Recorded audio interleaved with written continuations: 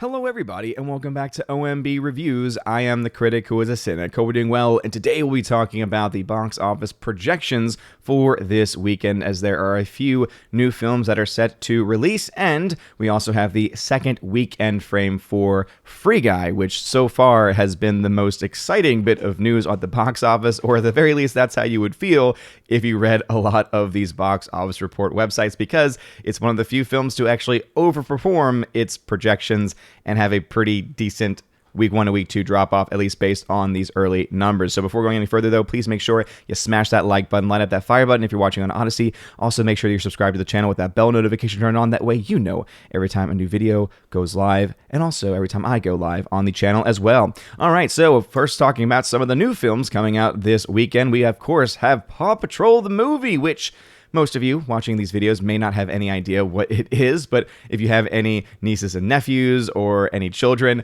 you might have an idea. It is one of these kid shows, and so now it is actually a feature-length film.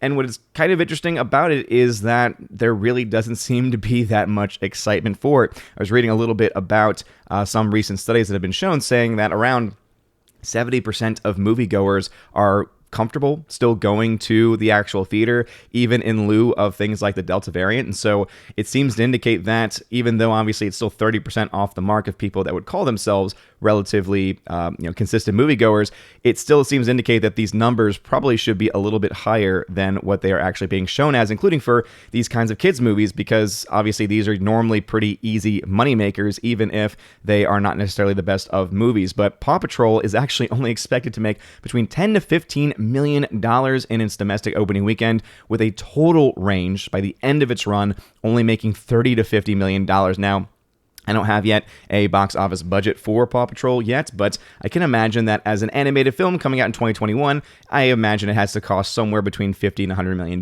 It kind of seems to be the standard of just films in general coming out this year, but also even animated films to come out more recently, even of lesser known properties, as far as not having as much I guess presence, you could say, in the movie space as Paw Patrol really doesn't have at this point. So this is a film that is clearly then going to be in some pretty hairy territory as far as being able to make its money back. My guess is, though, that a film like Paw Patrol, especially since it's so much focused and so much reliant on its television program, will probably end up having a better chance than others to be able to make some money back, because they're going to be able to put this out on demand. They're going to be able to really kind of gear this towards parents. And since a lot of times these parents are going to be watching these, things at home anyway, for, over the weekend or over the summer, things like that, they're going to be able to, I think, probably make some money there at some point as well from any people buying this at home. So it's not nearly as dire of a situation, I would feel, for a kids movie, which has that more potentiality, especially when based on a television series, because then guess what they can do? They can actually, promote the movie in the television series, right? They can give it some promo in that way. And so again, it's kind of one of these weird animals that could potentially do better than what the box office would suggest. Films that probably wouldn't be able, and probably won't be able to do anything like that, like Paw Patrol, is a film like Reminiscence, which, to be honest, I'm actually incredibly interested in seeing. This is one of the few films that is going to be released obviously on HBO Max, the only film that's going to be released on HBO Max this weekend, but I actually have a lot of interest in this movie. I can't really tell you exactly why. I've seen a couple of trailers for the film, and it just looks very kind of weird and bizarre, and for me, weird and bizarre can go in one of two directions. It can either be incredibly interesting and be one of these like smash sleeper successes, or it could be just a giant mess. I keep bringing this up in live streams when talking about it, but this really feels a lot like the film Transcendence that came out some years ago, where it seemed to have a lot of the things that it would need to be good going for it, and then it ended up just being a complete and utter travesty of a movie, and also, just a film that just did not do well at the box office either. This seems to have a similar track to it. It feels very much like that. I'm hoping that it's able to do better. This is a Hugh Jackman starring film after all, and I do like me some Hugh Jackman, but a film that's only expected to make $3 to $8 million in its opening weekend, $8 to $25 million total. Again, this is a film that we also don't have a budget for either, but it is a Warner Brothers release. It is also being released today. It's available right now on HBO Max. So my guess would be, just like with other films coming out this year, it's going to be somewhere, since this seems to have some visual effects going for it, I would say probably closer to 60 to maybe $150 million at some point in its, actual budget. So 3 to 8 million in an opening weekend, 25 million maybe tops. That's pretty abysmal. So we're looking at another Warner Brothers release that is just not going to be able to make any money, but hey, again, I'm relatively excited for it. And actually, no, we do have a budget for this film, $68 million for this movie. So again, a $70 million budget for this movie, again, kind of on the lower end, but when you compare that to 25 tops million domestic total, unless this film somehow breaks away in other countries, which just does not seem very likely based on these numbers, we're looking again at another Warner Brothers flop here. Another film called The Night House, which I don't really know a whole lot about, not expected to make a lot of money there. And then another film starring Maggie Q and Michael Keaton, The Protégé, which I have seen trailers for. And to be honest, I do think that based on the cast alone, it does kind of intrigue me a little bit, though I think that this is a movie that's definitely not going to bring anything new to the table, because if you think that you've seen a film about a female assassin before getting revenge for her boss, her mentor who was killed, and trying to find the clues and trying to find out who was the one that actually killed him. I mean, again, that's a story that we've seen told several times before. And so again, this is a movie that I think, because it's not bringing that much new to the table other than having Maggie Q and Michael Keaton in it, again, this is a film that's probably not going to impress too many people, and the range kind of impresses that as well. This is the one that we don't have a box office budget for yet, $1.5 to $6.5 million, total range of $4 to $20 million domestically, and this is a film there, again, I think this would be more close to the, somewhere between the 50 and 100 and, $120 million range, probably more so on the lower end.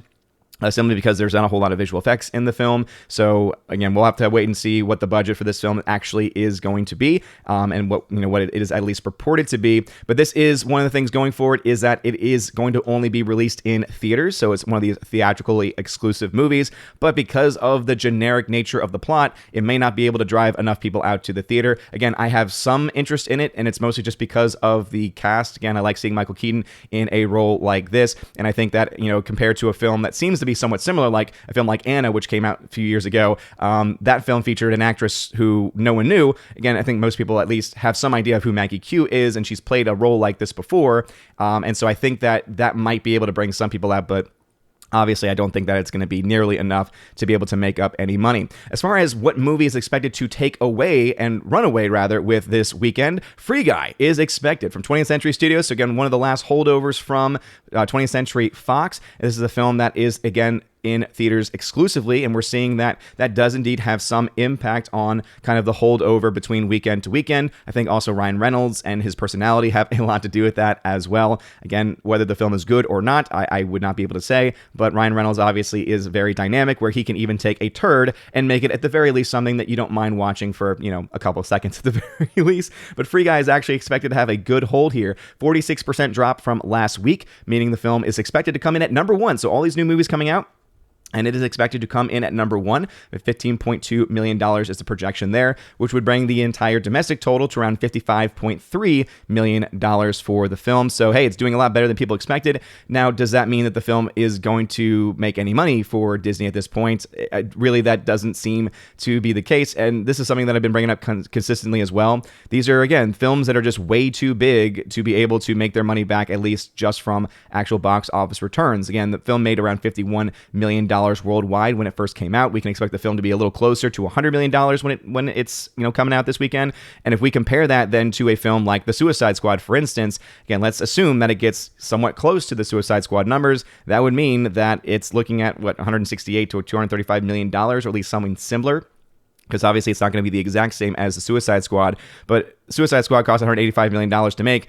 Free Guy costs $115 million to make. So you're looking at a film that still costs a lot of money, even though it is about $100 million less than what we saw come from The Suicide Squad. One thing to look at is that based on those numbers, if it's somewhat similar to those numbers, that would mean you would still be looking at around, a $76 to $36 million loss for the studio. So again, even though it has a very strong hold, even though the legs might be good, the chances of it making its money back are not nearly as well off as some might, again, indicate by talking about how great it's doing at the box office, how strong it is at the box office compared to others, because again, it might be doing well based on pandemic standards, but because of these budgets being so massive for a lot of these films, it really is hard to be able to really give any indication that it's going to make any money whatsoever. What is interesting is that Jungle Cruise is actually coming in and expected to come in at number 3 this weekend, meaning the film is going to probably get close to around $92.3 million domestically. So this is a film that at this point, I would say, since it's still out at 3,000 theaters,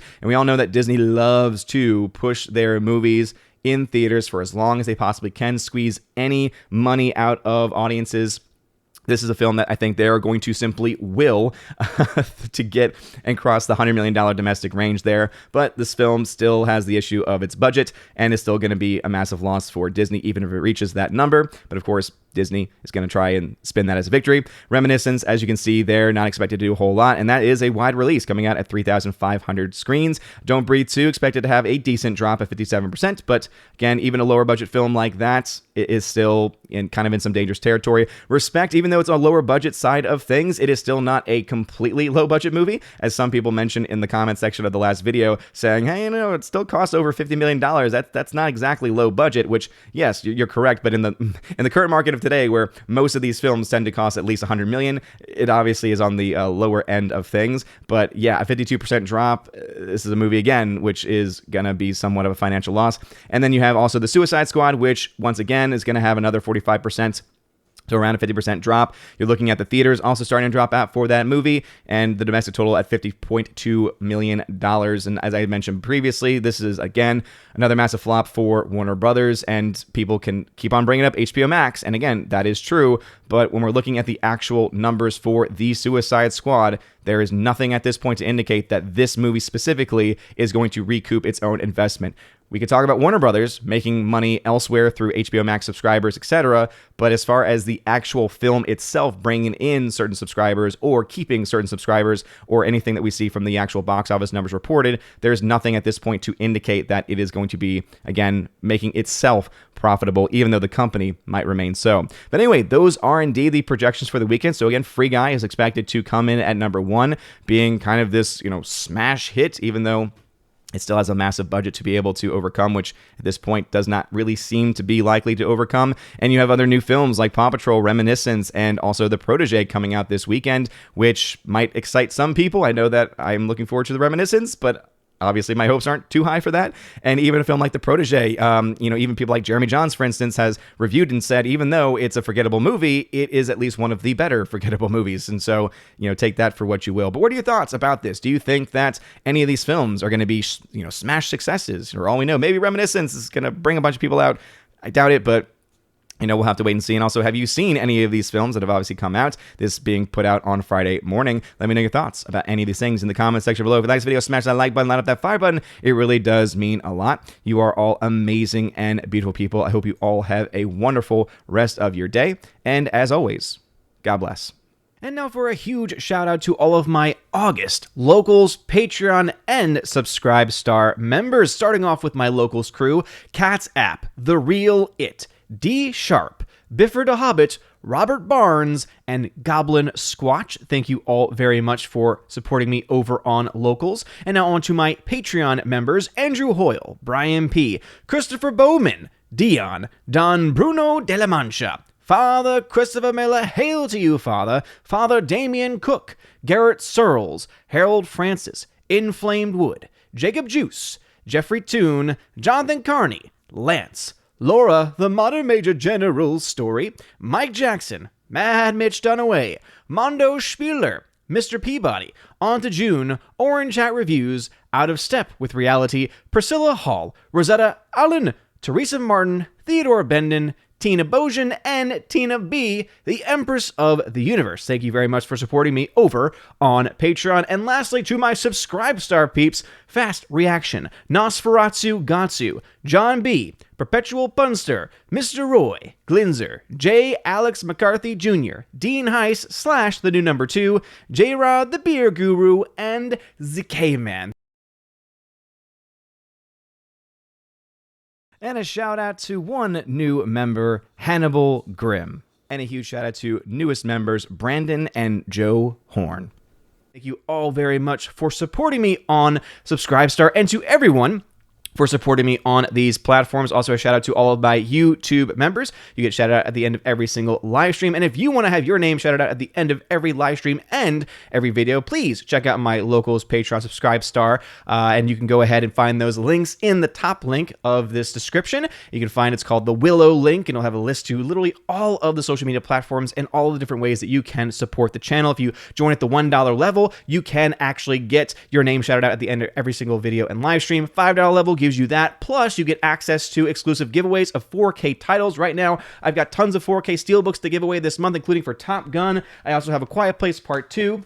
I have Snatch on 4K, the John Wick trilogy on 4K, and also I have a Sicario 4K disc as well, and a bunch of others that are going to be coming in this month too. So if you want to have access to any of those types of exclusive giveaways, join at the Army of Asgard level. At the $10 level, the Keeper of the Bifrost level, you get all of that, plus you get access to exclusive behind-the-scenes videos, including instant reactions when I go to see movies. I do quick little filmings of myself and talk about the films that I have seen and my instant reactions to that. You also get access to an exclusive podcast that I do with John the Flick Pick Flickinger once or twice a month, and you get to also ask us any question that you want. We put a Q&A post up, and you get to ask us whatever it is that you want to ask. So again, if that sounds cool to you, Keeper of the Bifrost level. And lastly, there is the Chosen of Valhalla level, where you get all that stuff. Plus, in your first month as a Chosen of Valhalla member, you get a free t-shirt, your choice, ship it anywhere in the world, and also you get to once a month be featured on the OMB Reviews channel, and you get to talk with me. We usually chill out for 3 to 4 hours, and I